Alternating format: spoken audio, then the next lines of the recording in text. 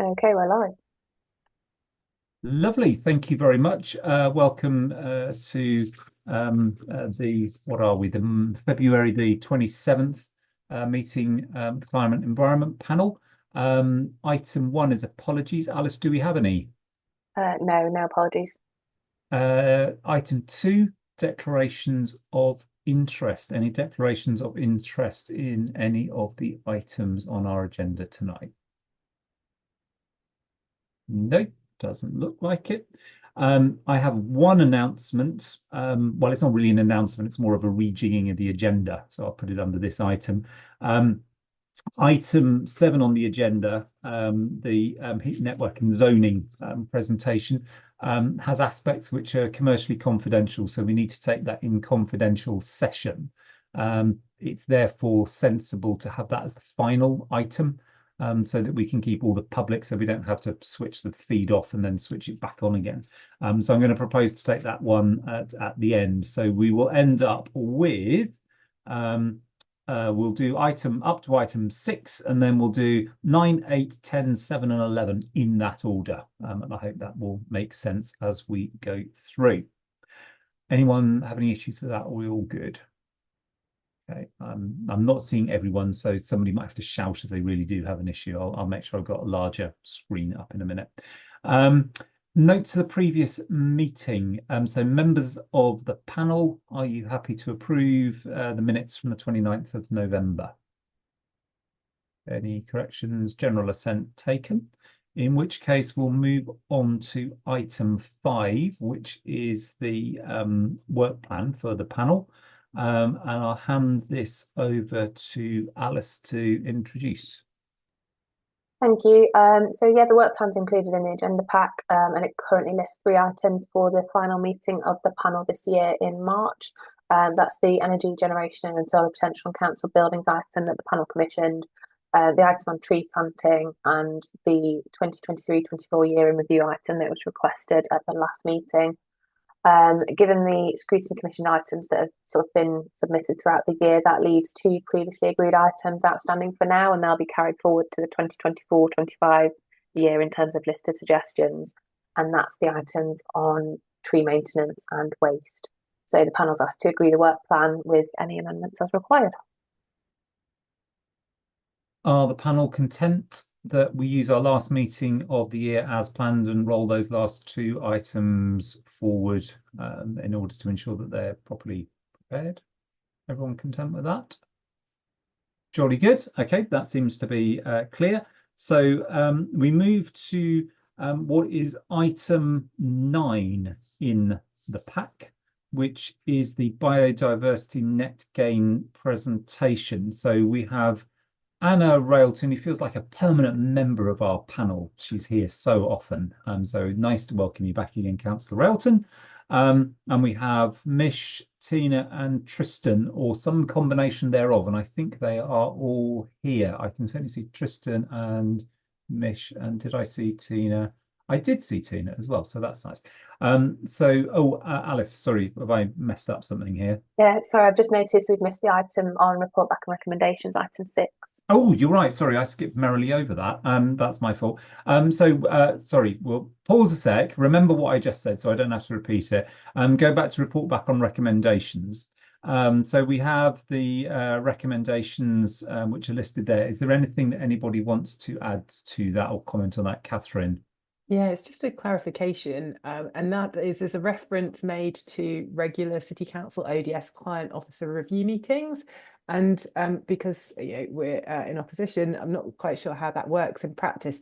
So can you clarify who actually participates from the cabinet perspective? Would there be the person with expertise around the topic that this recommendation was focused on, which is So which recommendation, just so I can find it quickly? Now good question. I remember it. I just can't remember which number it was. Yeah. I'm gonna have to pull that out. Sorry, bear with me. This was, I think, around was it cabinet number 3,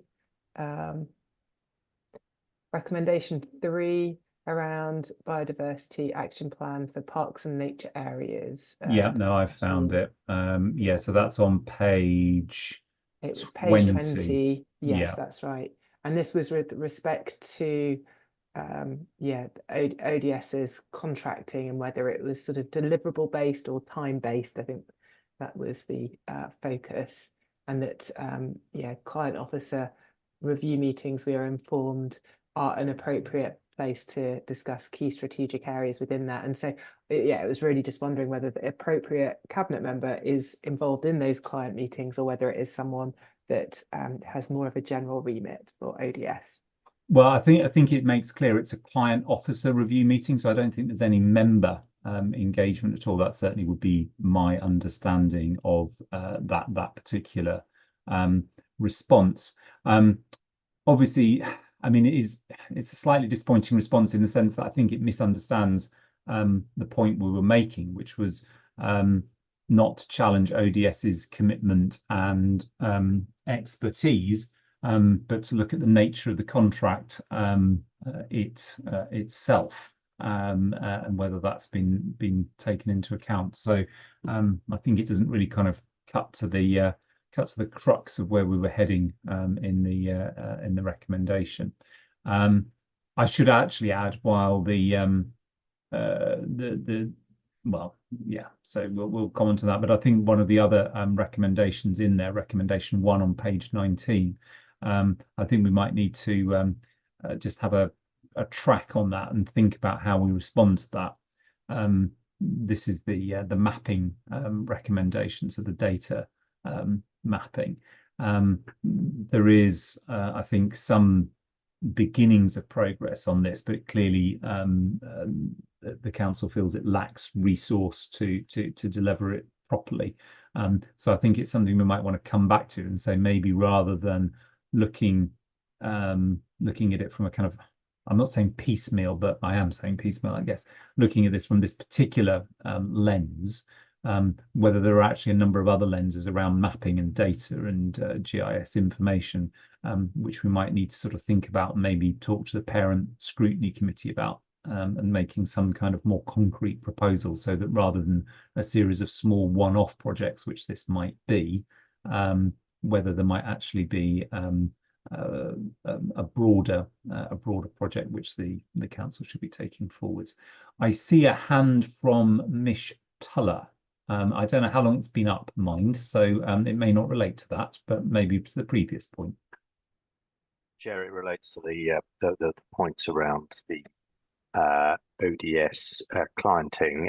So first, to confirm, as you surmised, that this is indeed an officer meeting with officers of ODS. In fact, we had the monthly meeting today, which I participated in. But I think also to highlight that there is a review that is just starting around the overall commissioning of services from ODS, which links to the commitment that's there now and agreed within the recent budget and MTFP for a reduction in the payment through to ODS for LATCO services, and as a result, a kind of a respecification of services. So that is just starting that process now. Okie doke. I'm tempted to say then that the answer perhaps should have been yes rather than no, since that's what we were asking. But you know, that's the danger with having these binary questions, which I'm not a great fan of. I think a more nuanced response would be helpful. Does anyone have any further comments on either this set of recommendations or the second set of recommendations that start from page 21 and roll on to page, when do they end? Is it 28, isn't it? We had a no on the do we want to compile a list To be honest, I'm not overwhelmingly surprised that the council filed. I think we were fairly, as a panel, we were a bit dubious about whether that was a good idea or not. I think the response probably makes clear that it wasn't our best proposal. So I'm happy to take that one. Any further questions or comments on those? No. Okay, well, I think just for the minutes, I think if we can record that discussion, the one that Catherine started about the parks one, because I do think it probably the no rather misses the point of what we were raising, and I think the sort of more nuanced response from Mishtala there has set out actually what it was that we wanted to hear, which was that there was a review of the contracts, which was looking at how they were formed and how they were managed. So perhaps the answer should have been yes. Anyway, right, apologies. I will now return to item 9 on the agenda, or our 7th item, as it were, which is the biodiversity net gain presentation. All the relevant people are here. Who wants to start?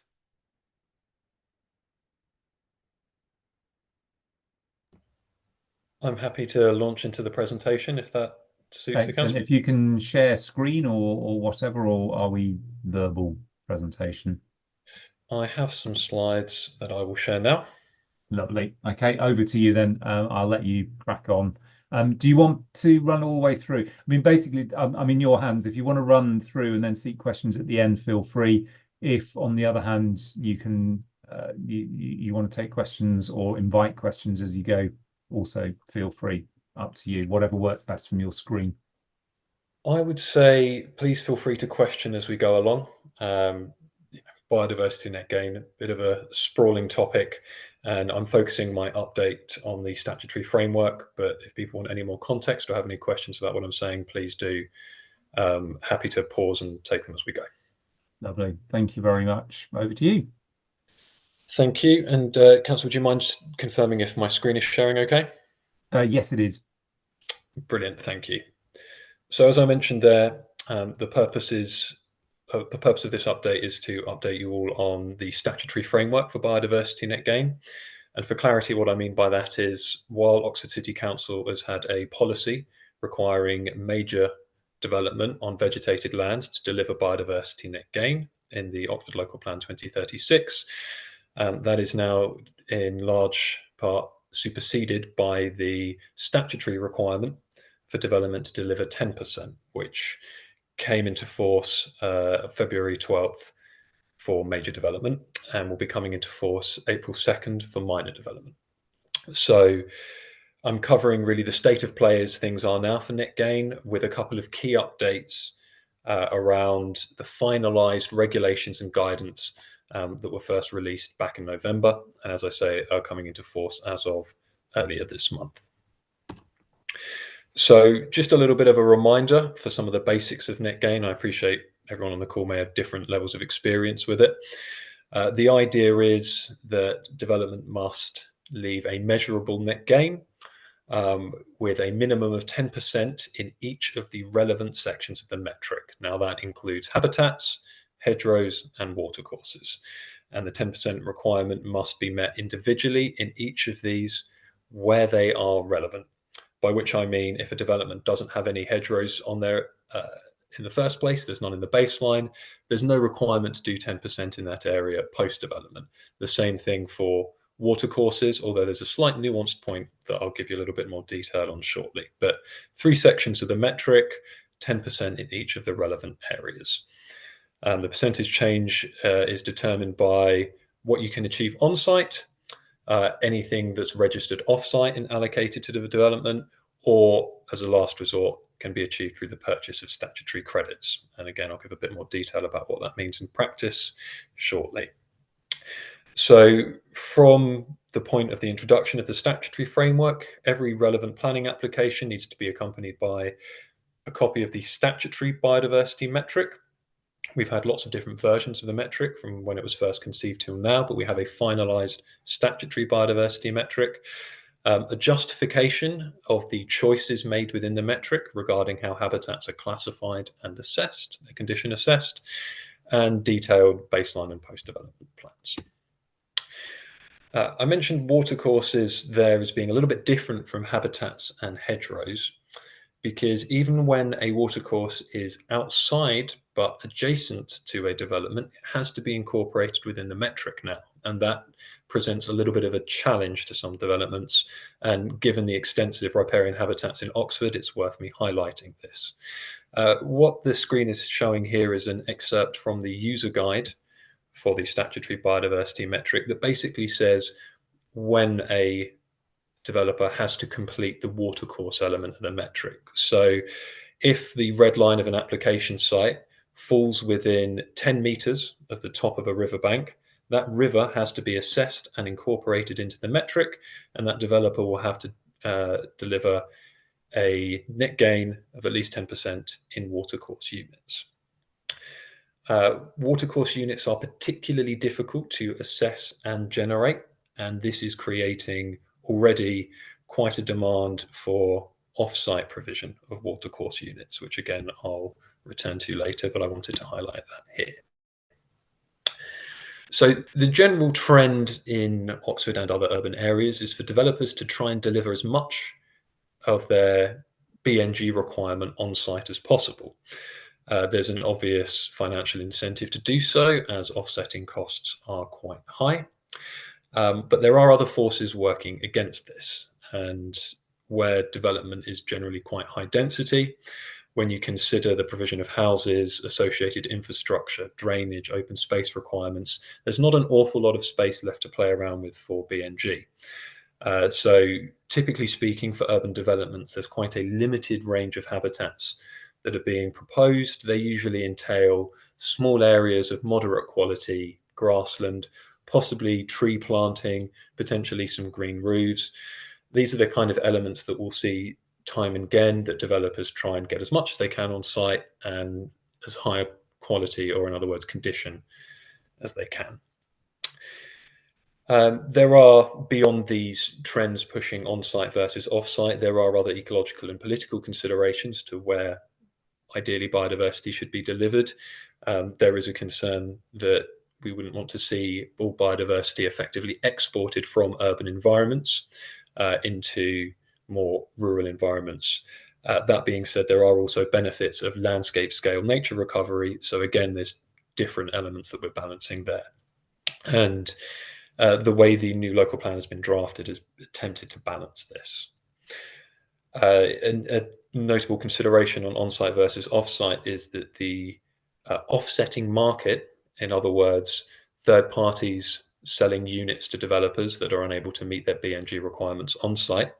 The market for this offsetting has developed quite slowly and patchily across England, and that is affecting the ability of local planning authorities to meaningfully influence where offsetting is delivered. So I mentioned in November 2023, a lot of guidance was released, finalized guidance that we've been waiting for some time, in addition to the details of the secondary legislation that enacted the statutory framework for BNG.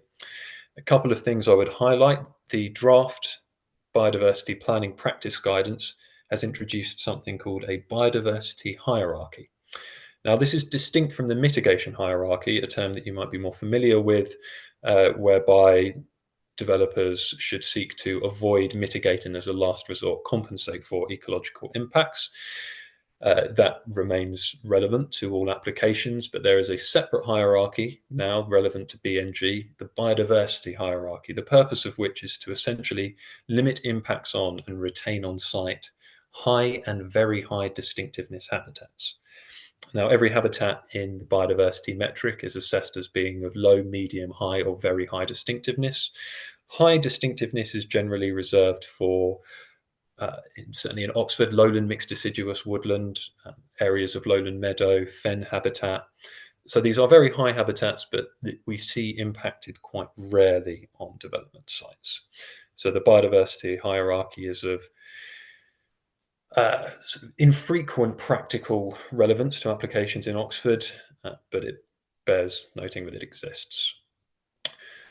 The latest guidance also covered quite a lot of detail on what information is required and when in a planning application.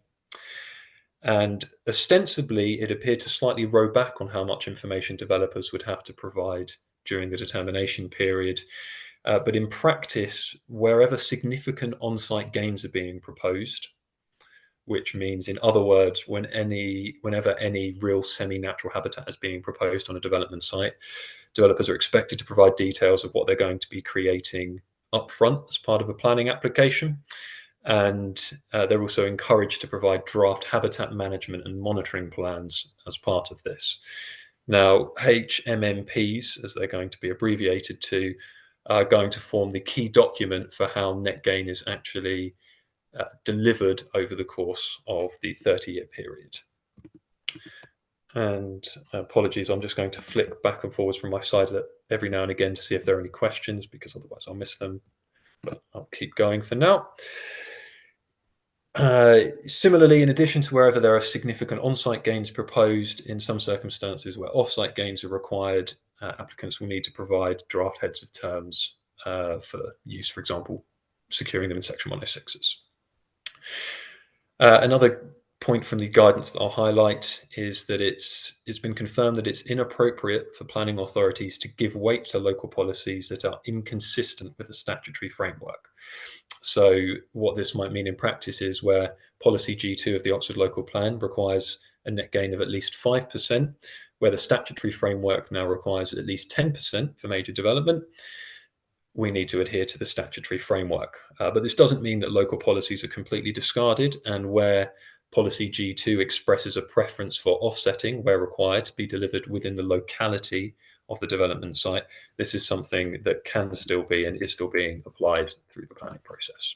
Tristan, we have a question in the chat, which I'll ask Catherine to ask verbally so it gets recorded for the public record, but it's potentially could be an interesting kind of discussion at this point. So just prepared to cover a little bit of ground here. Catherine. Thank you. So you referred to the fact that the offsite biodiversity net gain market has developed slowly in an Apache way. Is there a reason for that? Are the incentives not right? And what's your analysis of that, please? Thank you. Certainly. So there's a few elements I think that are of relevance. One would be the nature of offsetting model required under the statutory regulations, and a key point is that where a third party delivers offsetting, they need to be able to specify where the money will be spent at the point of taking that money. So this means some offsetting providers who previously took the money, put it in a pot and figured out how to spend it later, those models will no longer apply with the requirements under the Town and Country Planning Act as transposed by the Environment Act. So this has meant a little bit of an adjustment in model for some offsetting providers. That's one thing I would highlight. Another thing is, in terms of any landowner wanting to use some of their land for this purpose, generally speaking, what they require is certainty. What are my costs going to be? What is going to be the revenue that I get back? And there are uncertainties on both elements that have persisted throughout the introduction of net gain.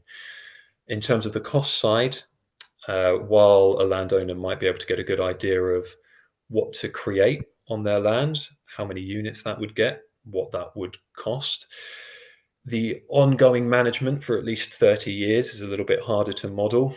And one element of securing net gain is also monitoring requirements. And while DEFRA and net gain have been quite prescriptive in many elements of net gain, they have left monitoring details and how monitoring regimes will be secured and what content will be in those to the discretion of planning authorities, which means there isn't really any centralized guidance on if somebody wants to say create meadow on a piece of formal arable land, how much monitoring will they be expected to do over 30 years? What form will that take? How much will that cost them to do? What will they need to do about remedial works if the monitoring says that their habitat creation isn't up to scratch? And because this isn't, as I say, centrally dictated, there will be a initial period of growing pains where land comes forward, authorities request something, there's backwards and forwards, and over time I would expect convergence within and between authorities. But I think that has held up progress a little bit previously. Please, Councillor, I'll pick up the revenue side after your question. I've got some questions as well, but Catherine, go ahead. Thank you. So just on the monitoring guidance, is this something then that there's a timetable for which we as a planning authority have to develop that guidance so that that is clear in terms of the monitoring requirements from the City Council side, or is that also up to us whether we create that guidance? I'm thinking like whether there's a recommendation emerging here around whether there is a need for us to recommend that some monitoring guidance is developed so there is greater certainty for the market around that, or whether that might be, you know, too soon, or whether there's already a timeline by which you know, there is an expectation that planning authorities create that. Thank you. Tristan, I've got my question. One of my questions very much relates to that, so I'll ask it now because it fits in.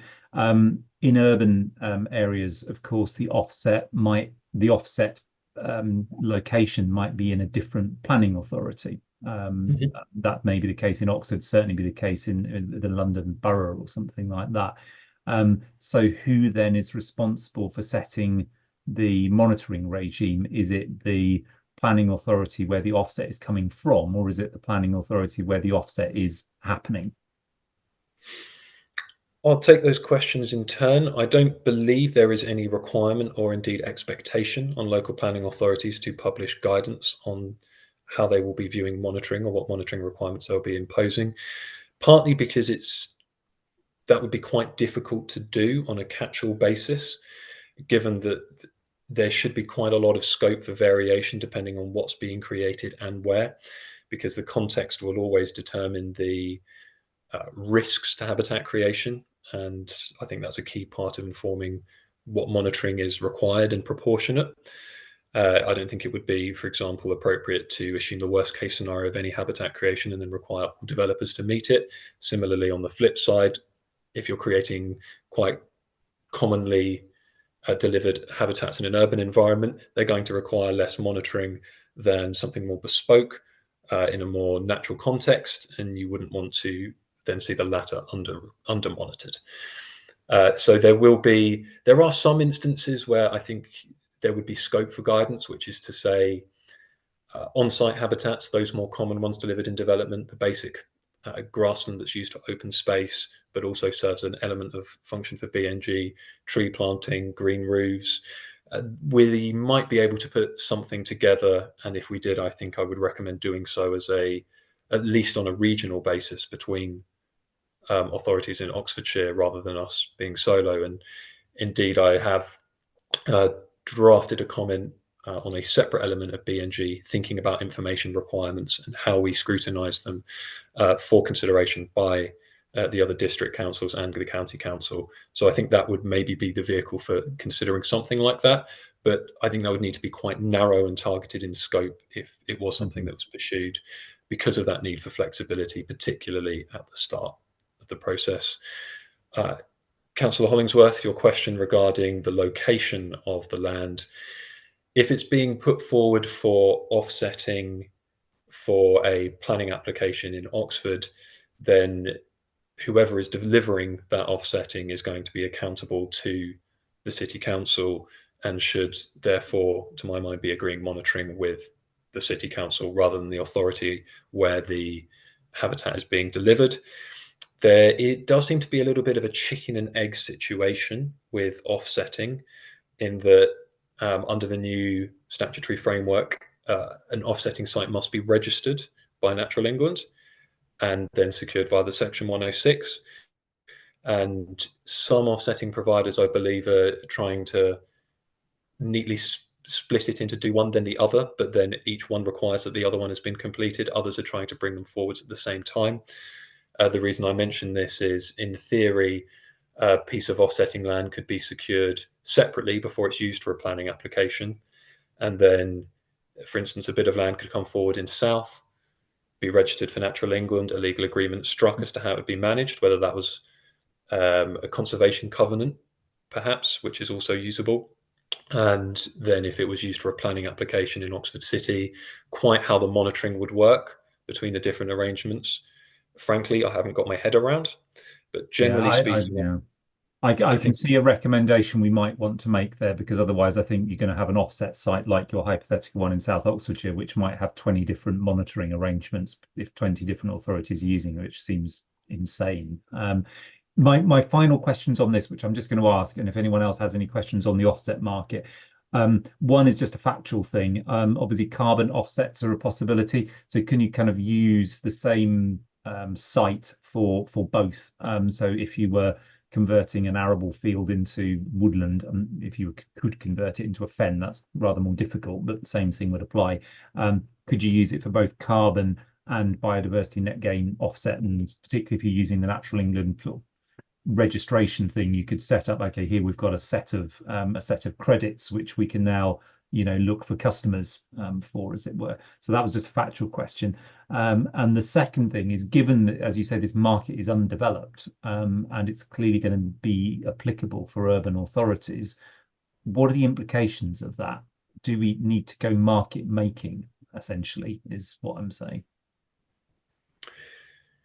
The first question, stacking, as it's sometimes referred to, B&G credits, carbon credits. The key principle is additionality.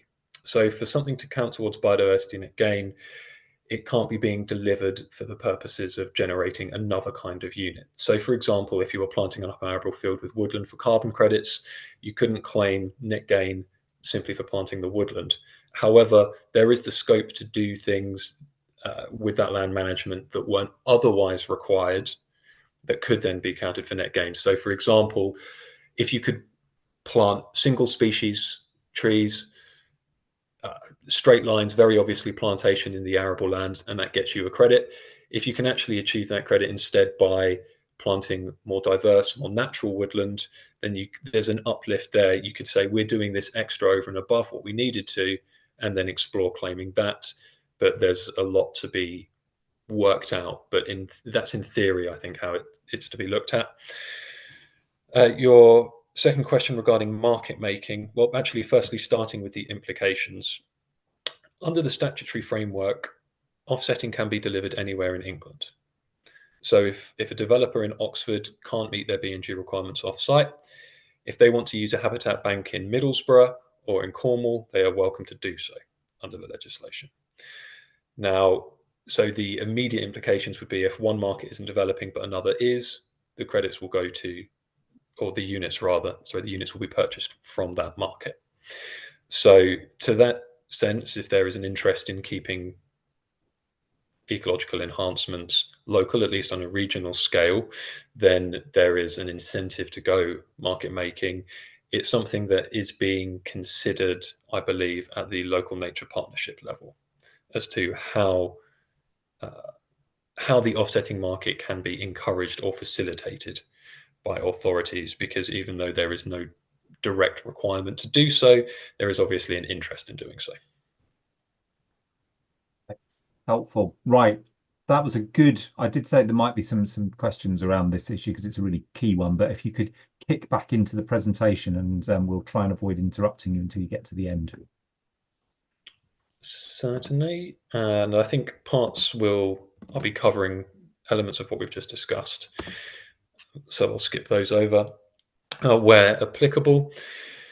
So securing biodiversity net gain, just to be clear, if everything's being delivered on site, this can be secured via a planning condition, Section 106 agreement, or a conservation covenant.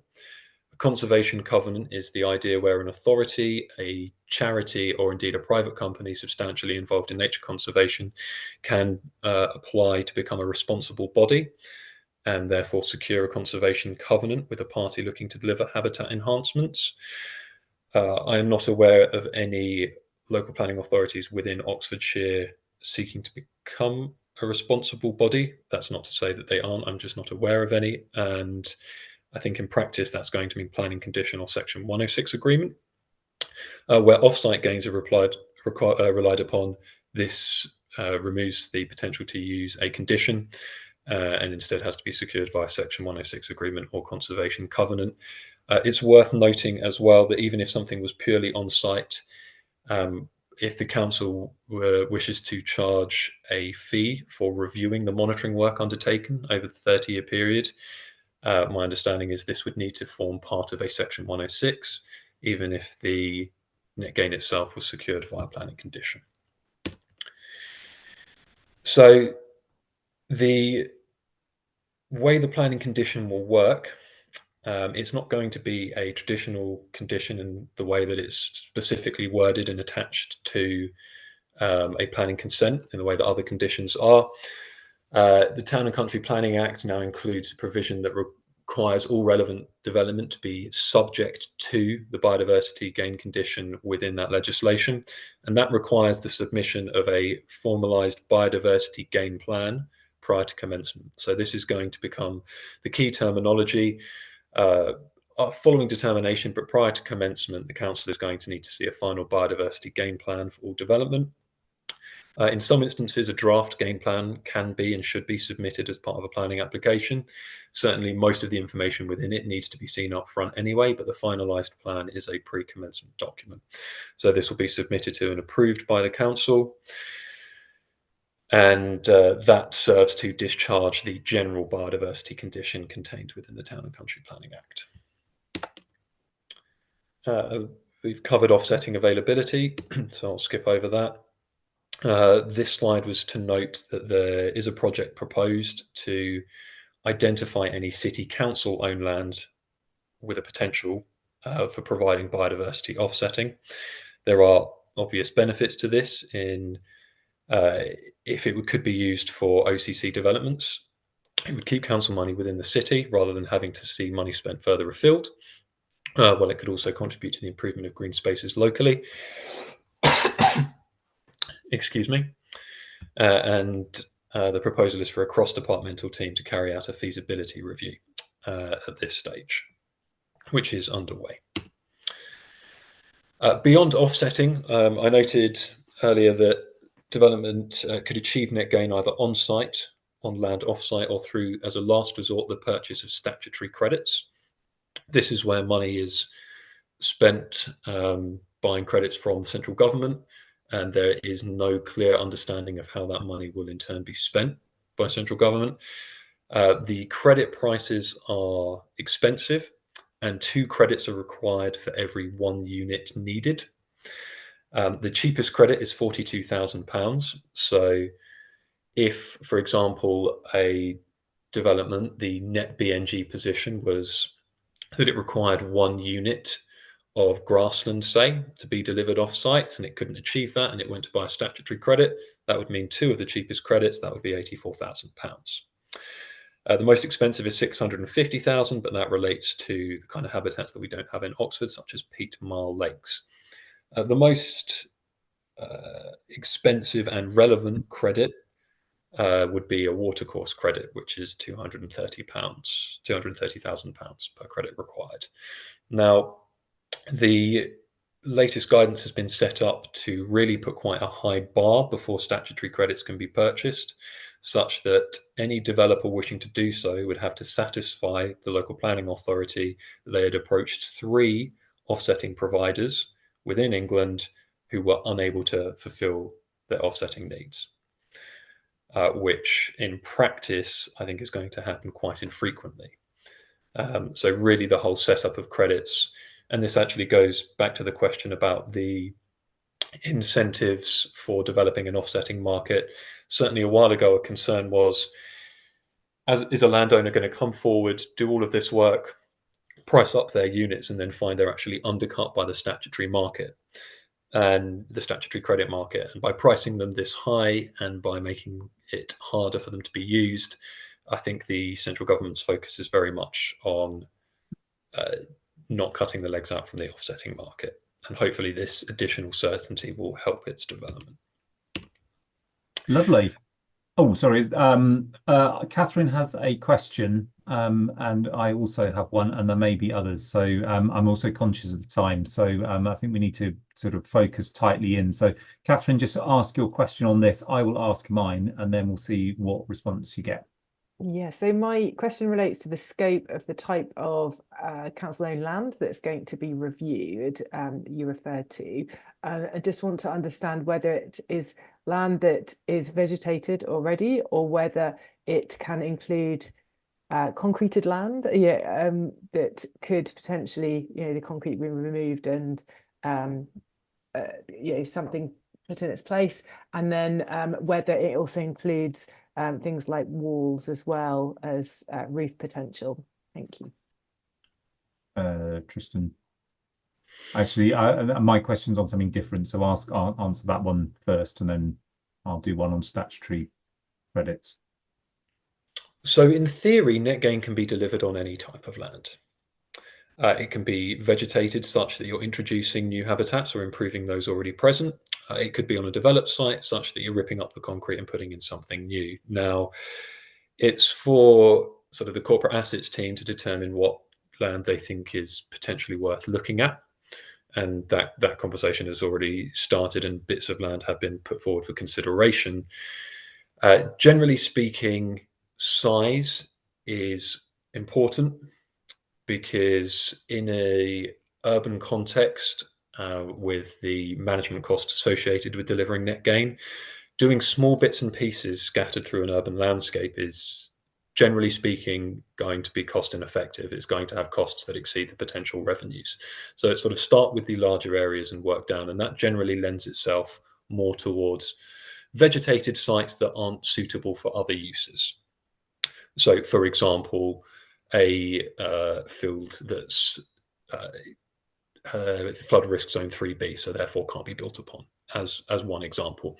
Now, there is a element or long stretches of waterways that are owned by the City Council, another consideration. Now, that's not to say developed land is precluded. There might be something there around lots of small sites being strung together such that you could have packaged up together tree planting across multiple different small sites, but that is harder to frankly pull together and deliver, and is worth consideration, but isn't an obvious a starting place as, for example, I've mentioned sort of sterilized bits of land that can't be used for something else that are a little bit larger. So farmland or bits of shot over which are currently being used in more sort of plantation planting would be an obvious starting point because of the scale. Anyway, that was a comment. My question was about the interaction of those statutory credits with viability calculations. Presumably the government's thought this through carefully, so we don't end up as planning authorities in a situation where say one of those, what was it, 230,000 pound credits for a waterways thing doesn't suddenly start coming out of the social housing percentage because the scheme's no longer viable. So in other words, all the tests that the developer has to go through have happened. They need to purchase a unit, 4 units, let's say. So £1 million statutory units. Does that form part of the viability calculation? Because if it does, then essentially the developer will not be out of pocket in the slightest if it comes straight out of the affordable housing percentage. They'll be paying out the same amount, but just be paying it to something different. So the central government will capture it rather than the local authority for its affordable housing. Or possibly the government haven't thought how that's going to work yet. I am not involved in or aware of those kind of viability calculations. What I would say is there is a real premium on anyone considering purchasing land for development on how they bring land forward for development, for having a good understanding of what the likely net gain costs are associated with that land. Fair comment. Yeah, fair comment. Can't argue with that. You've got to take it into account in advance. Let's hope that's how that plays out.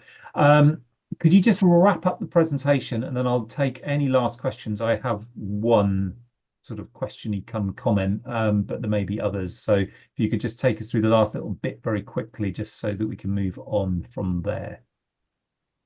That's fine. I'm on to my final slide. So I'll briefly just share and complete this. This just refers back to the monitoring, this HMMP, Habitat Management and Monitoring Plan, for what's going to be undertaken for at least 30 years. And I was just, as I referred to earlier, a lot's being left to local authority discretion. Just to give you an idea of some of the intervals being thrown around, there's been 2 reference points. from DEFRA, one in a consultation from early in 2022, which suggested for a medium-sized habitat creation project, you might expect monitoring to be undertaken in years 2, 5, 10, 20, and 30, therefore 5 bouts of monitoring. However, the draft HMMP that's been released suggests that for a bit of bang average grassland, which also might be considered a medium-sized habitat creation project, actually you would have monitoring undertaken at 10 different intervals, which just highlights the, shall we say, flexibility being afforded to authorities in this area. And I will stop the slide there. Okay, if others have questions, please put your virtual hands up. Mine is a sort of question come comment around the fact that there are now 3 different types of unit, and the kind of slightly hazy near a waterway unit, as it were. There's nothing to stop, is there? So it's that kind of question. There's nothing to stop a developer who identifies a particularly difficult piece of biodiversity on their site, which they can't see how it is that they're going to add 10% to, just drawing a red line around it. So I suspect that we're going to see planning applications with red lines with little islands in to exclude, you know, biodiversity bits, particularly if it's a waterway element, so that it's just not counted as part of the planning application. So that was a kind of come question. And you did cover this in the slide, but I am struggling to understand how the process is going to be approved here. If the council, if this is essentially a post-permission process, the council will give permission for a scheme in the expectation that a biodiversity net gain plan is forthcoming. And then when it isn't forthcoming, development will potentially be held up. But that will be a process which is essentially a bureaucratic process behind closed doors. And that seems to me highly risky or problematic. I guess if I'm going to make that a question, would you not agree? I'll start with your question comment, then the question. Regarding the red lines, there is guidance that states red lines should not be, and I'm paraphrasing here, not be artificially amended for the purposes of scoping out difficult bits of land for BMG. Now, speaking frankly, I read that and thought, in what world and how will that be enforced? Yeah. Now, I think drawing an island in the middle of your site to exclude something, that's something much easier to pick up as flouting that guidance. If you abut a waterway and just pulled your red line further enough back to avoid it, I think that's going to be a harder one to tackle, frankly. And I mean, it's, you know, if ever there's any impacts, for example, in a riparian corridor, then there's no way that that would happen anyway, because if there's an impact associated with the planning application, then the red line needs to be amended to account for that. But that being said, I've half answered your question / half agreed with your comment. Your second question, I go back to the point about significant on-site enhancements, information being required up front. And the word significant is very poorly defined in the guidance. It repeats the word significant, and I never like definitions that do that. But in practice, what it means, anything other than a housing development with roads and a few gardens is going to have to be saying what they're going to be creating up front. And as such, the metric for the baseline and post-development will be available, made public for scrutiny. So in that sense, in most instances, if not all instances, it should be very clear what is being claimed on site, the credibility of that will be scrutinized by myself and my successor. And indeed, I've spent a lot of time doing just that for the past couple of years. In terms of the provision of off-site offsetting, yes, that becomes, the final details are left to post-consent pre-commencement, which does have less transparency associated with it. However, where under the statutory framework any offsetting needs to be delivered through a provider registered with Natural England, part of the thinking behind that is that it does make it publicly transparent where the money is going and how that is being spent. Thank you. Are there any questions or proposed recommendations? James?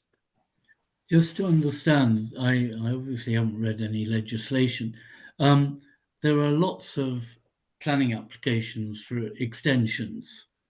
Are they in any way covered by this because they extend into gardens, whatever? I just wonder, is there a minimum threshold of size? Thank you.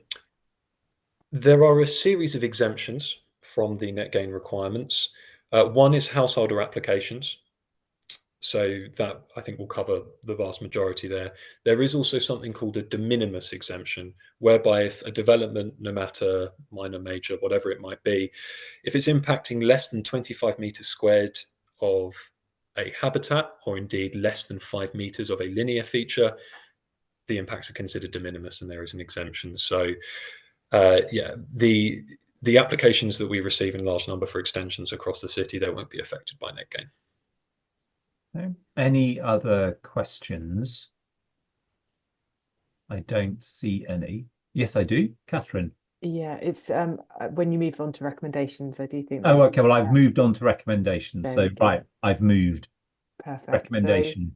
So, yeah, so I think what I hear for Tristan is that there is this scope for a potential recommendation around coordination with other districts to establish some a basic set of monitoring guidance for certain habitats, basic habitats. I have very much the same. I think we need to give really strong encouragement because having the same monitoring arrangements, whether it's for on-site or off-site, if we're going to have these offsetting things, particularly if we're looking at setting up something ourselves, I think it's really critical for everyone involved, you know, developers, the offsetters, planning officers, that there's some kind of consistent set of principles here. I mean, if you were a developer and you're going, wait a minute, you want my grassland inspected every 18 months in South Oxfordshire, and I come across the border to Oxford and we're asking for every 6 months or something, it's this recipe for complete chaos. So I think something which along those lines. So Alice, I hope you kind of get that. But I mean, the general gist is, as quickly as possible to have an agreed set of monitoring and other sort of process aspects of this would be good across Oxfordshire, preferably beyond, but let's start with Oxfordshire. The other recommendation I was thinking could be around the council land project, which Tristan has flagged there, and having some recommendation, I suppose, sort of backing enthusiastically. That seems like a good opportunity. I think I was concerned, as Catherine was, about the sort of, the potential risks from a poorly developed market. I don't particularly want, if they're going to be units offset, all due power to Cornwall, but I'd like our offset units, if they're not going to be happening on site in Oxford, I want them very close. I want them in Oxford or very close to Oxford. And preferably, if we're going to have to fork out tens of thousands of pounds for a council development, I'd quite happily like to pay that over to the council for providing said units. And there's also some additional benefits. I think the stacking idea is quite interesting. And we have, some low quality in terms of biodiversity and so on, and habitat areas which potentially we could pick up here and enhance. So it seems like a very good project. So look to that, but also I think signal that we're looking to that to be a player in that market if we can identify appropriate sites. I mean, let's be market makers. I think in this particular instance that's potentially a positive. Is everybody happy with those two broad recommendations, which I hope will find favour with the cabinet member in due course, but we'll let them go away and think about it. If there's no dissent, I'm going to do that. If there's no dissent, then I will take those as our two recommendations off that. I will thank Tristan very much for a really interesting proposal about a very complex area. I think there seems to be vast scope for this to become very difficult and bureaucratic, but let's see how it develops. Right, So from that, we will move to the retrofit strategy presentation, I think. It's pretty much the same set of people, but Tristan goes and Vicky comes, as it were. So thank you very much for that. Who's going to share slides and such like? I am. Tina is. Excellent. Yeah. And also thank you, Tina, for also agreeing to talk to one of my students. That was very kind. No problem. I'm sorry, don't feel that attending this meeting involves you suddenly being asked to chat to people about stuff. I hope they're interesting. I think looking at the time, if perhaps you could run through the presentation and people would save questions up, and we'll take them at the end for this one, just for speed. So Tina, over to you. Great. So we, as a team and wider across the council, have been looking at scoping a retrofit programme and action plan, and kind of wanted to make this an interactive discussion. So we believe there is a need, but from what we show you today and just the kind of discussion we have to and fro, it'd be really useful to get some feedback from the panel, thinking about areas of focus and any thoughts that you have in relation to it, really. So that's kind of make it interactive and yeah, useful for all of us. That's fine, in which case ignore what I just said. Everyone ask questions or make comments as we go along. Right. Except I don't seem to be able to, oh yeah, here we go. So just thinking about zero carbon at Oxford as a corporate priority, and the kind of one of the key aims is on the slide. So prioritising climate change goals, cutting carbon emissions from buildings, and developing low carbon infrastructure, supporting households, businesses, and institutions to save energy and cut emissions.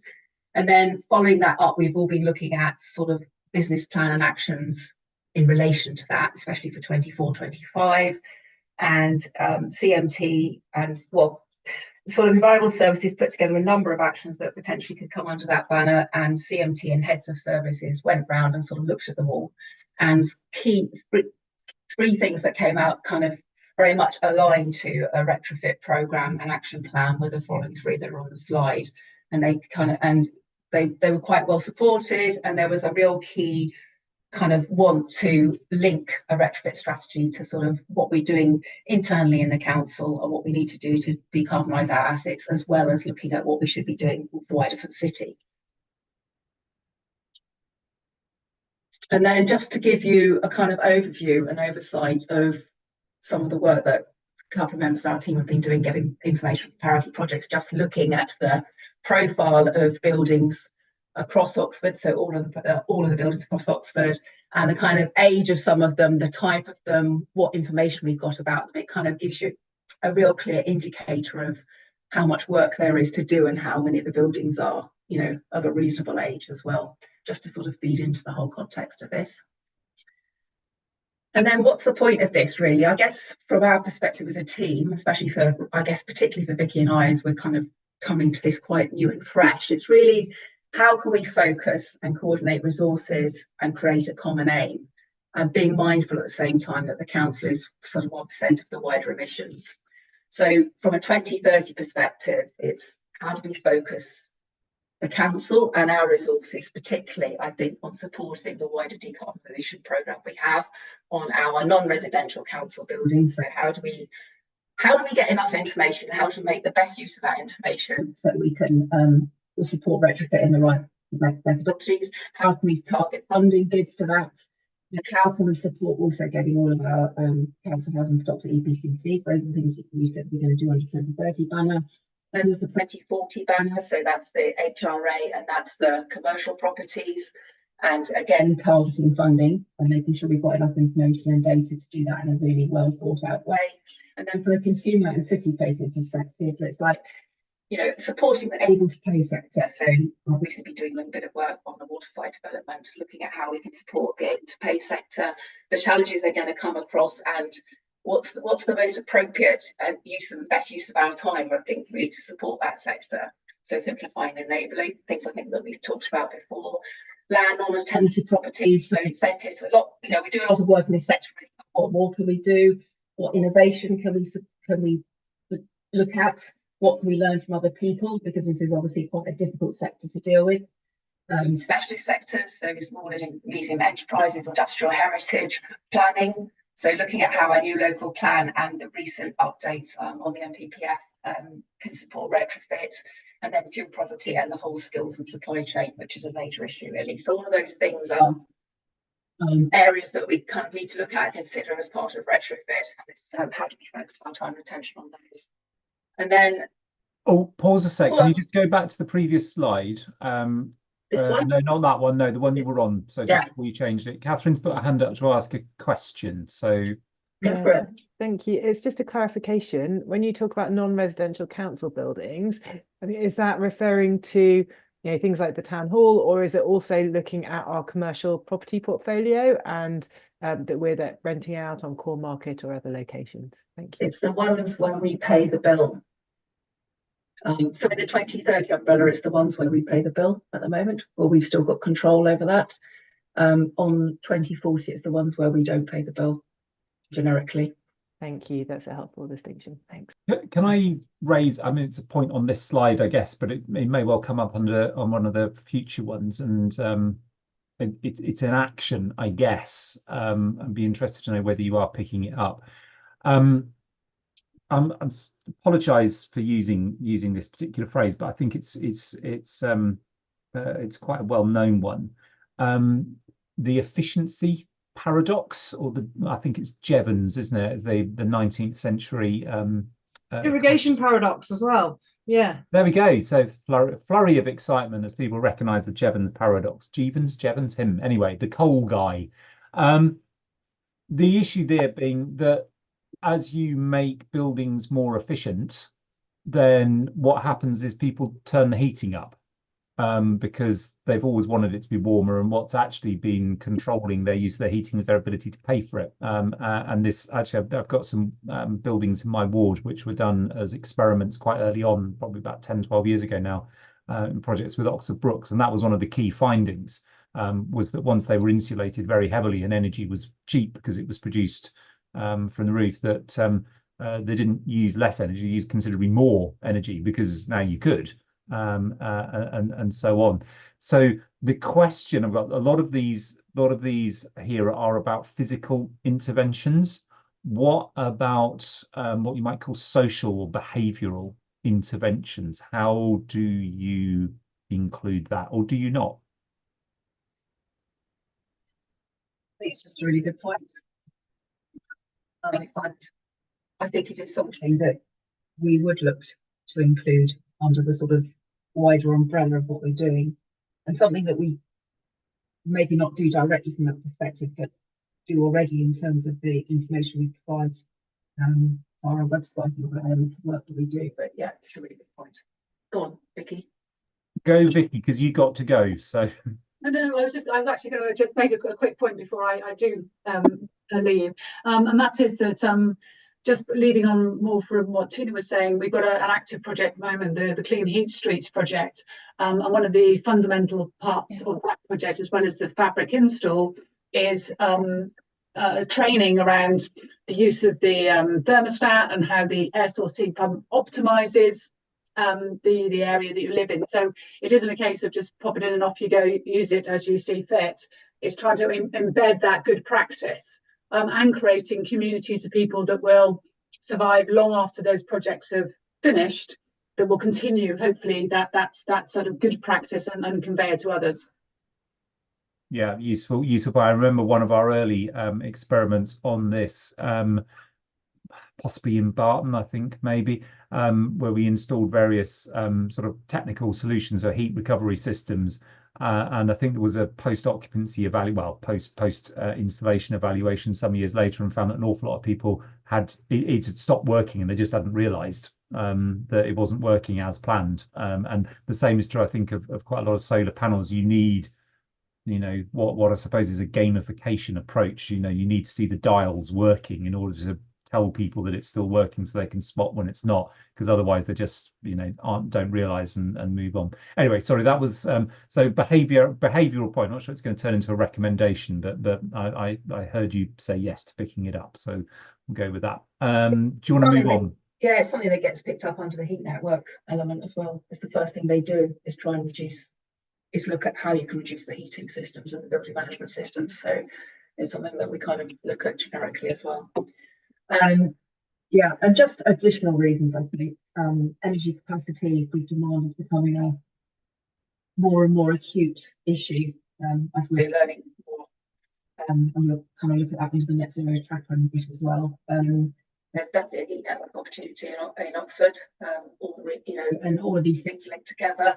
As we've discussed already, fuel poverty and improving living conditions. Really kind of sense checking and thinking about when the retrofit works, so that you're looking at utility, you can look at reducing the utility costs and thinking about it from a total cost of ownership perspective as well. Adaptation planning generally and retrofit responses to that, leading the way for businesses and residents. I think they do tend to look to us to offer solutions.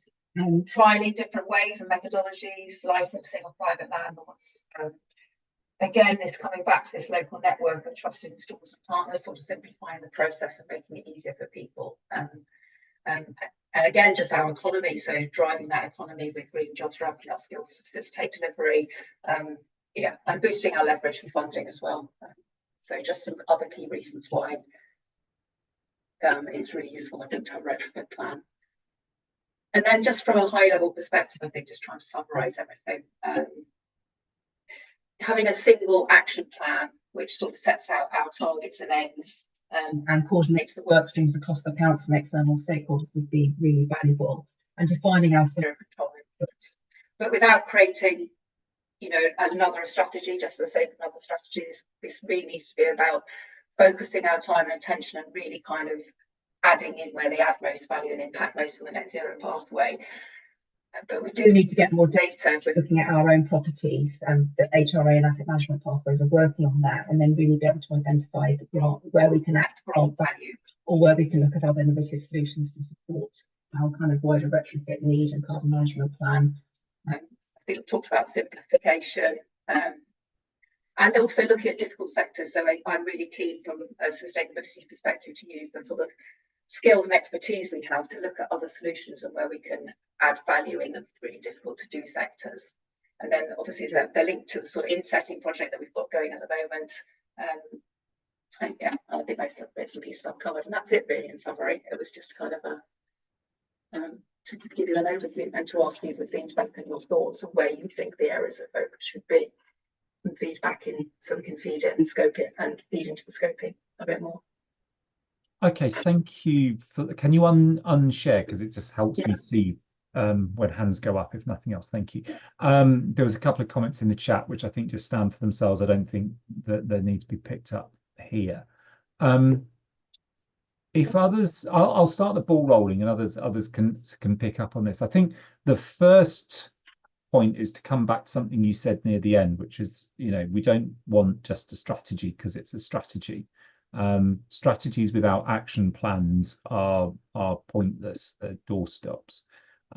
So I think a key element would be an action plan, the trackable action plan, the series of actions. I think that action plan should assess. There was an awful lot on that final slide of things we want to do. And I think that our resources are finite, and I think we're looking at the resources, and they are indeed finite. You're a limited number of human beings. So I think one really key thing there will be to identify things which can be done. There's no point identifying 100 things if you've only got the capacity to deliver 10 of them. So I think it's important that you think about the capacity and the ability for that. And a sort of a follow-on from that is obviously the way to build that capacity is to, horrible phrase, but to mainstream, certain actions. So, things which are currently seen as a specialism should become a standard thing. So coming back to Catherine's point about buildings and things, that should be a key part of the estates team. That should be their role. They shouldn't be looking to you to provide expertise. It should be expertise that they have themselves. Similarly, when we look at the HRA and the investment in the council properties, they should be taking your expertise, and we should be looking to mainstream that into the housing function, both on the contractor So the housing management side, the client side, and the contractor side, ODS or whoever provides those services in future. So there's a range of things there, which would be my kind of starting point.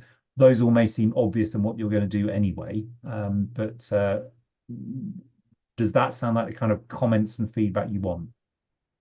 Yeah, yes, it does. I mean, you're right. We have very limited resources. So one of the key things about having an action plan, as you say, is to make sure that we focus those resources appropriately, I think. And do you have a view at all, anybody on the panel, about city focus versus council focus, or just giving the split between? That's a good question. Good question. I'll open it up to members of the panel. So, you know, should the action plan be focused on what we have control over, so city stuff, or should it be broader and things we have influence over? Sorry, council stuff first thing, or should it be things we have influence over, which is city stuff? Catherine.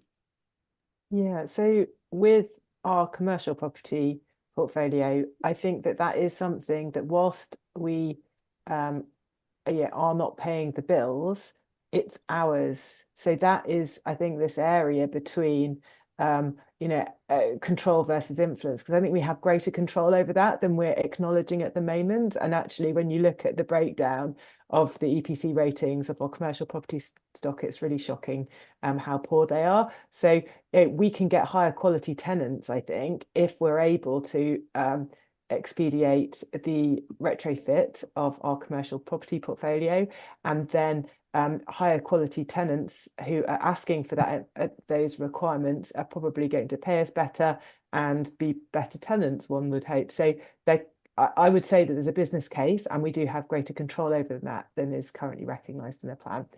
That's different, I think, from those that we just influence because they just happen to be in our city, and I think that needs to be acknowledged. Thank you. I think that's an interesting point. I think the normal route would be providing a rent-free period so that the tenant does the work. That would be normally how it would work. And I think clearly the challenge there is you don't want all the rent-free periods happening at once, because the council will suddenly have no money. So yeah, there are ways and means, but I think that would be a point I think we can pick up as a recommendation, that we give thought to that. What would be the word? The tenanted commercial property portfolio. So I think your definition, Tina, was, or Vicky, I can't remember who said it, was, where we pay the energy bills. Clearly, in this instance, we don't pay the energy bills. So perhaps including some kind of strategy for the qualitative uplift of those properties where we don't pay the bills. And as Catherine said, where we might get better tenants as a result. But we do need to think about how that would be done, because, as I said, you don't want it all happening at once because of the huge hole it would create in the council's finances, which probably wouldn't land well with everyone else. Anybody got any further comments on this question of kind of control versus influence, or direct ownership over shaping? I mean, my comment is, I think that while we do have a direct role in things we can control, I think factors which are outside our control will limit the speed with which we can do it. And I've just alluded to one, the financial ability. If resources were unlimited, we would retrofit all our council housing tomorrow, but resources are not unlimited. We couldn't afford to do it. Similarly, the resources available to actually do the work, so the skilled people to do the work, aren't available. So those constraints means there's going to be phasing. But in the end, the amount of council housing we have, and our commercial property and our non-commercial kind of operational property, town hall, whatever, that's a pretty small fraction of the buildings in Oxford. And I think we have to use our influence to try and help drive forward the citywide, so use the shaping power. So my inclination would be to have the things we can control and a set of priorities for those, mainstream them to the departments responsible for them, and use your resource to help do the collaborative work, the shaping work, to make sure that the good practice is either rolled out or enabled, that you identify blockages to good practice. You know, we've got significant landowners, either colleges or private individuals and things. We've got householders who want to do things. How do we make it easier for them? So I would say mainstream the internal stuff, get that to the departments that have to deliver it, and then focus on the out. That would be mine. I can see Mishtala looking extremely thoughtful, pensive perhaps about that suggestion, so I'm going to ask him to comment on it. It's an interesting suggestion, Chair, and it's one actually that interesting from a council officer normally means ludicrous. Yeah. So. No, interesting as in topical. I should say this is something that I have been discussing with other officers in the team, and we have been increasingly sort of similarly minded that actually more of the work around decarbonisation of our own properties, our leisure sort of facilities and housing in particular should be more clearly embedded in the BAU work that's going on, the routine maintenance and upgrading programs and building some bespoke retrofitting. So I think actually our process, our thinking is quite interestingly aligned with what you've suggested.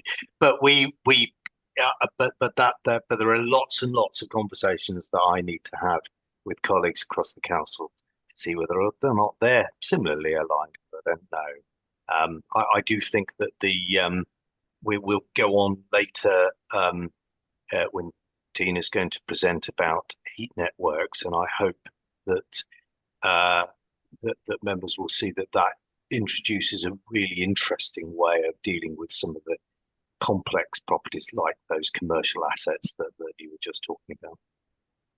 Okay. Can I suggest to the panel, well, first of all, just remind the panel, we are not constrained in any shape or form in terms of our recommendations. This will be part of Catherine's scrutiny training and anyone else who went on the scrutiny training. As a scrutiny committee, we can make recommendations as we see fit. We don't have to look at existing council strategies or anything like that. We have to be slightly rational about it, because there's not much point us recommending something knowing it's going to be refused flat. But I think in this instance, I think we can perhaps contribute positively to what's clearly an ongoing conversation between officers at a senior and possibly wider level, by saying, I hope, if you agree with me, that it's our view as a panel that the work that the team is doing should either begin a transition or be in a process of transition from directly supporting to enabling and transferring to mainstream, as it were. I need to come up with a better phrase, but we'll try and come up with that before the recommendation gets written down. The zero carbon work across the council's internal functions, including, picking up Catherine's point, the commercial property portfolio, which is currently out of scope for the reasons which were explained. I think it should be in scope for the reasons that Catherine's explained. And that the team should transition its efforts, or continue the transition of its efforts, towards that enabling, shaping, moulding role with the broader issue across the city. Does anyone dissent, or indeed does anyone actively agree and wish to signal that active agreement in some way, shape or form? I see smiles. I'll count that as active agreement. Thank you, Paula and Catherine. Right, and I'm not saying other people may have smiled. They just happen to be the people I can see on my screen at the time. Okay, I think we'll make those the recommendations. So Alice, if you can turn that, we might turn that into 2 recommendations to pick up Catherine's one as a separate one. Otherwise, it's got too many sort of sub clauses in it. But thank you for that. I hope that was helpful. I think, as it sounds, we're probably saying much the same thing as you're already saying, but clearly this is an issue which is going to evolve over time, as corporate issues often do. Right, that was item 8. We will move to item 10, which is the net zero master plan, and it's much the same people. So who wants to pitch this time? I'm happy to do. You've got me for the next.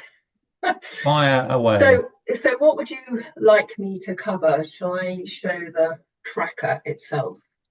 I think the tracker is probably the way to cover it, so we can just see that and then pick up any points we want to ask questions on. I put together a very brief summary. Right, the first question I'm going to ask is, I'm looking at it on a very big screen and I've got iffy eyesight and it just about works. How is it for everyone else? That's probably better. Is anyone struggling to see that? No, they seem fine, so we'll go with that. Okay, so we've got some updates, which are sort of in the column over here. So it's a bit of update on carbon literacy. So just explaining where we've got to with the carbon literacy project, which is the wider project across the council. So we're kind of interacting with staff and senior managers and everybody, sort of giving them a brief overview or an overview of what we do in from a sustainability perspective and what we're trying to achieve as a council and how it can interact and relate to the work that they carry out. So to become a trainer or to start rolling out this programme, the staff need to be accredited by a carbon literacy project, and so does the work package that we've put together, and that's currently all being done at the moment. So the plan is that will start maybe before it rolls out. And going back to just also some of the other items we've just been talking about, so talking about the carbon management plan and the data that we need from our own properties. So there's an asset management bit of work and strategy being pulled together, and a bit of software being pulled together to look at 5-year capital programmes for our council properties. And also HRA are also doing a little bit of work, looking at a sort of 30, or a large bit of work, not a small bit of work, looking at a 30-year HRA sort of business plan. So that's all being looked at the moment. And that in itself will provide some of the intrinsic data that we just talked about that's needed for the retrofit strategy or the retrofit action plan. What else we got to? This is one that we've closed down now, so ensuring that net zero and biodiversity goals are incorporated into governance documents inside the council. So all of the project documentation and the cabinet documentation has reference to sustainability requirements. So I closed that down, and that's sort of been agreed now by the Audit and Governance Board as well. And then in terms of environmental impact assessment, then that was updated, I think, in 2022, actually, into our procurement documentation. So procurement's rules state that a sustainable impact assessment is complete for all contracts worth more than £100,000, so to my mind. Because it said large contracts, I assume that this now is also closed down. Going up to where we are with SALIX funding, we have finished the lighting, LED lighting at Blackburn Leys. That's now completed. The ice rink remains outstanding. The SALIX revolving loan that we've had for a number of years closes now in March 2025, and we are working very closely with Property Services and Corporate Property, and we should be working closely with Serco, because a lot of the work that we want to undertake and do needs to be done really on leisure properties. So there's a little bit of a delay while the contract gets sorted and worked through that one. But we've got a very good agreed plan with Corporate Properties, on Property Service now, what we want to take forward. So the other one was looking at power purchase agreements, and the council's via its recent reprocurement of our energy contract, is decided at this point that it's not going to take up a PPA, but we are doing an energy procurement review, and that we will look at PPAs again as we undertake that review. Cabinet report was submitted on energy and water procurement strategy in October 2023. So and the laser contract is almost now completed.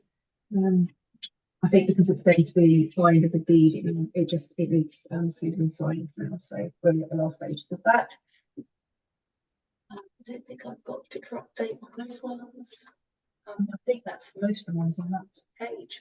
Has anybody got any questions on any of those before I move to the next page? Yeah, bear in mind I can't see anybody, so if anyone has something, just unmute yourself and ask it.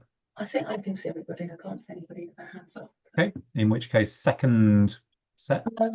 Second page. So not too many updates on the first two. On the FOSS project, which is the Future Fit one-stop shop to enable EV retrofit, we didn't get the large 5.2 million fund. We have got the Abbey. We've got the smaller sort of retrofit insetting project, and we've completed the first phase of that of the feasibility phase, so that closed that one down as well. So in terms of community employment plans, I've had a good update, and we now have 4 community employment plans agreed and a couple more just being prepared to go ahead. So there's good progress on that, and there's a number of other ones coming forward. It's good. I always like that one because it raises 2 fingers to the planning inspector who kicked it out of our local plan. Anyway, so that was a little personal comment. Just where we are with the local plan, the consultation is now completed. It's closed. I think the submission has been prepared to the planning inspectorate. BNG you've heard today, so I'm just going to close that one down as well if you're happy with what you've heard today. So is the next one on the list? Yes. And again, this is kind of feeds into what I said earlier on the first sheet, looking at a longer term strategy and programme of decarbonisation works for our housing stock. So property services are working to establish this, and there's quite a considerable amount of work being done on this.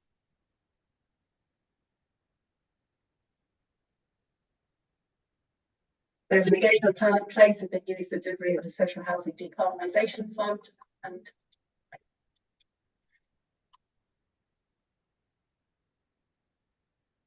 so this is where we go around to talking about local grid constraints again. So looking at how we can our targets for developing households and the kind of relation to the electricity grid. A recent development that we've been looking to take forward our way there has hit some local grid constraints, and we're learning more and more now, also as part of the work that a colleague of ours, Sarah Hassan-Brooksby, doing under local area energy plan development. So we're getting more and more detail from SSEN, but there are considerable grid constraints for Oxford in particular. So grid constraints at the kind of national Cowley grid station, and also just off that, so a branch line that just comes off it, and we're looking at capacity constraints from sort of 0.5 megawatt to 1 megawatt, and quite considerable upgrade time for some of those.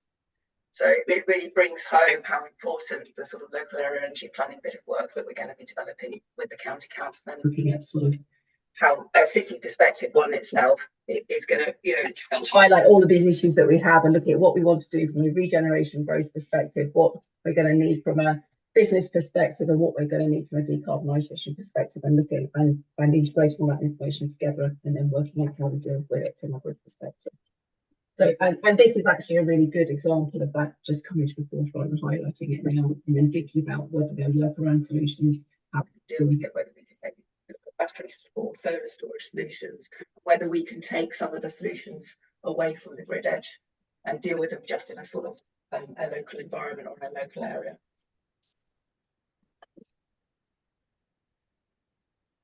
Eco Moorings project, that's going ahead. And due to be completed by autumn 2024. The EV strategy and implementation plan, the implementation plan was completed last year. And as you probably all know, the county council's got the latest round of funding that we have in relation to that. It's planning to take on the on-street programme. So our remit to spend work in that area is going to be reduced. And that's about it, really. So, sorry, yeah. if you could unshare if we've run through Yeah. them all. Yeah. I had a quick observation, and I'm giving Alice credit for this because she spotted it, not me. But on the copy on our agenda, 2 of the actions are allocated to Ian Wright, who is no longer of this parish, off spending more time with his bicycle, which is a very good thing for him, possibly less for the council. I just want to make sure those have been updated and been allocated to somebody else. What actions was it? 20 and 21. Yeah, I've got them. Yeah, fine. So we'll get that sorted. Yeah, I don't think we need a recommendation on that. I mean, you've highlighted the one that stepped out to me, which was this issue about the local grid constraints and our capacity. Now, I'm aware this has been brewing out from under for quite some time. Some while ago, correspondence with Oxford North about this and spoke to people there, the problems there. I know it's a big issue in Bicester. You've highlighted this issue in Cowley. There seems to me, I mean, we could make a recommendation saying we're very unhappy, but I'm not sure that really helps anything. It's not a productive recommendation. It's more of a comment. I mean, clearly this is a concern. Being able to move to a net zero option requires the grid at a local level to have sufficient capacity. And so in the same way as we're currently constrained in bringing forward planning applications because the Environment Agency doesn't have enough staff to actually offer opinions on them. So we end up with kind of like austerity in one bit of the state impacting on another bit detrimentally in terms of economic impact and social and economic impacts more broadly. And here we have another, quasi bit of the state, the privately owned electricity company failing to provide sufficient capacity and thus stymieing or making more difficult efforts to move to zero carbon here, or move to the kind of net zero approaches that Cherwell District Council are producing in Bicester. Connectivity in Bicester has been a real problem for some time. So I guess I'm kind of looking at you or Mish here as what would be a helpful. Mish has put his hand up even before I said his name. What would be a helpful recommendation for the panel to take? I don't want to kind of like say, we recommend that we be very cross. That doesn't seem helpful, but equally, what you were talking about looking to resolve this through creating our own capacity in the grid, is that the most effective way of applying our limited resources and limited ability to shape? Mish?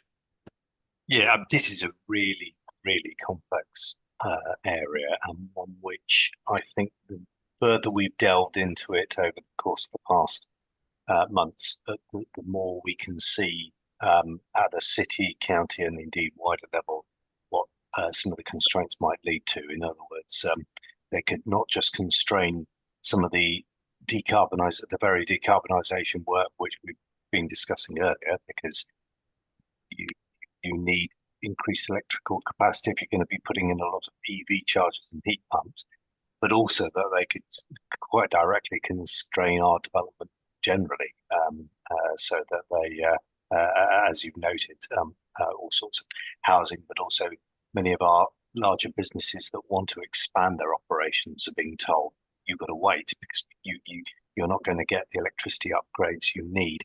So it's a big issue. I want to assure all members that we're very much kind of working on this. We've been working now together with the other councils, but also the electricity DNOs. There's 3 in Oxfordshire. Obviously, SSEN serves the city, but 2 others in other bits of the county. So we're looking at local area energy planning. We're looking at what practical responses can be delivered on the ground.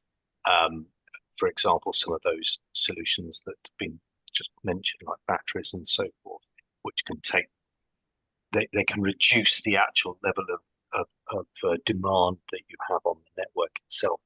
We're also elevating our lobbying through to government. We put in submissions through to parliamentary inquiry on this. The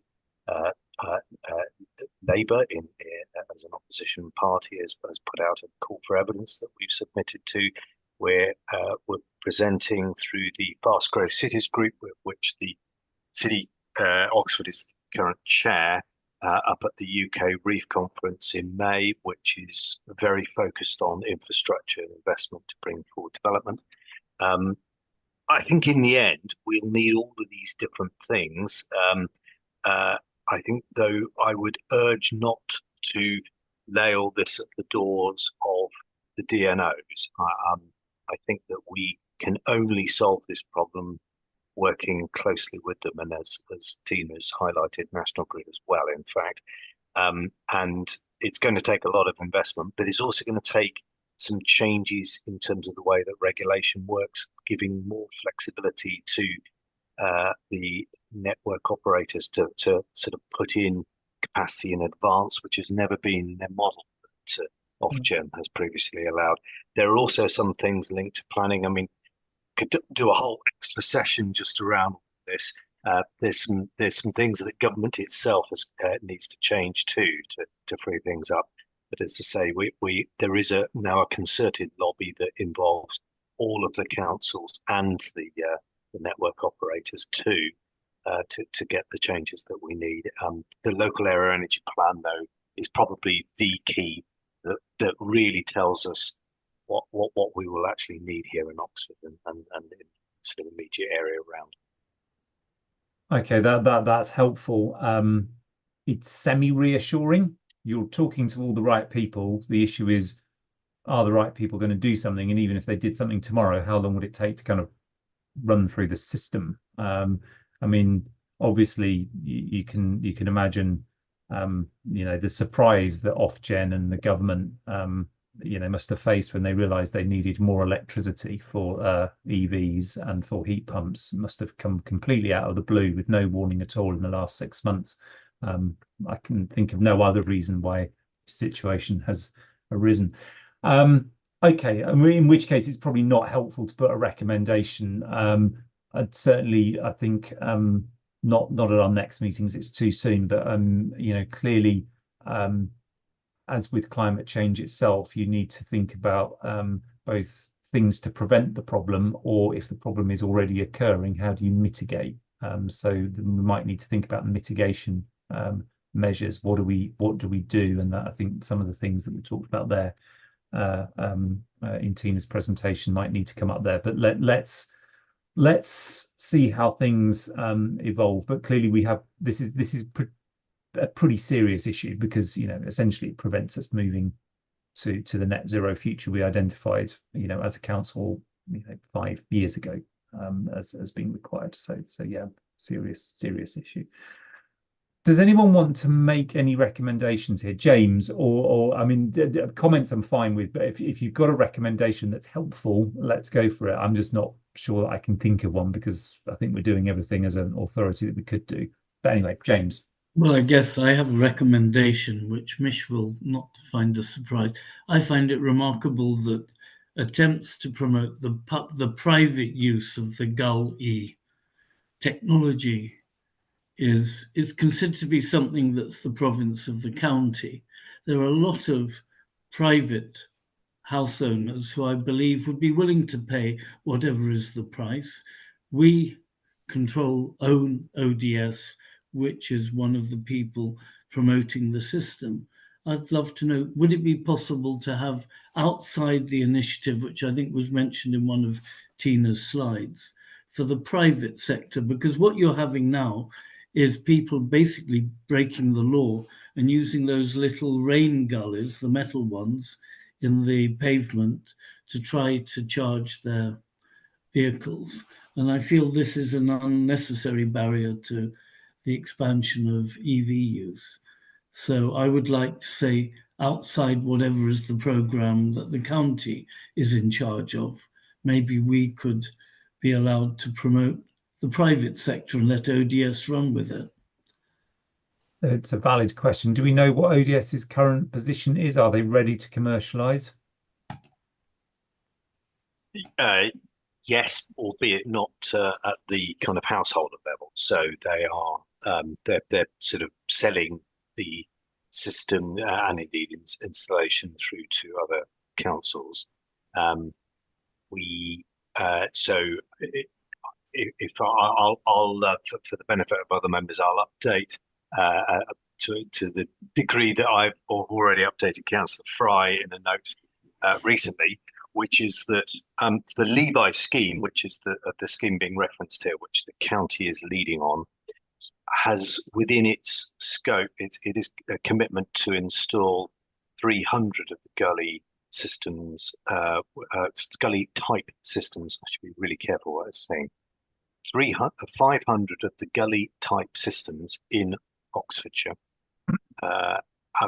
and but they will have to go out to a tender for that, because gully, our ODS designed system, isn't the only show in town. There are other systems. So clearly, we wish ODS well with the with they'll certainly be bidding for that work, and we would hope that they win that contract. County has indicated that on the basis, once they get these, let's call them just cable gullies, installed by whichever installer, then they are happy to open that up to those that don't get it installed under the Levi scheme, the 500, to others that want to pay the full costs of that installation themselves. The reason why the county council must be involved is, as the highway authority, they're the ones that has to give the sort of permissions for the thing to be put across the pavements. So we can't do it just because we fancy it as Oxford City Council. I'm afraid we have to do it. As ODS, we would have to do it in concert with the county council. So just so I'm clear, ODS are ready to commercially exploit their solution, but the county council has told them that they will not get permission to do householder level installations yet. No, I wouldn't characterise it like that. No. Okay. The county is in the midst of and will be shortly going out to tender for the work to put 500 of these gullies in under the Levi scheme. So these will be gullies which are subsidised because I appreciate that. It's what's preventing us. So what they've simply asked is that they get all of that organised, and then, assuming that ODS get that contract, and to say we hope they do, that they will be entertaining then other installations that can be taken at the same time, so that more than 500 can be put in the ground, with others just paying the full whack on a purely commercial basis. Okay, so it's a timing thing. Okay, it is not and it's just literally around them getting things moving with the. Okay, so my summary was correct then. So the county council won't countenance it until they've done their bid. I suspect that the paperwork involved would be slower than waiting until the procurement is done, and and they can be installed in a normal way. It does. I can see James's frustration writ large on his face. It does feel to me that there is a lack of corporate agility here, which one would hope the private sector might bring to bear on this.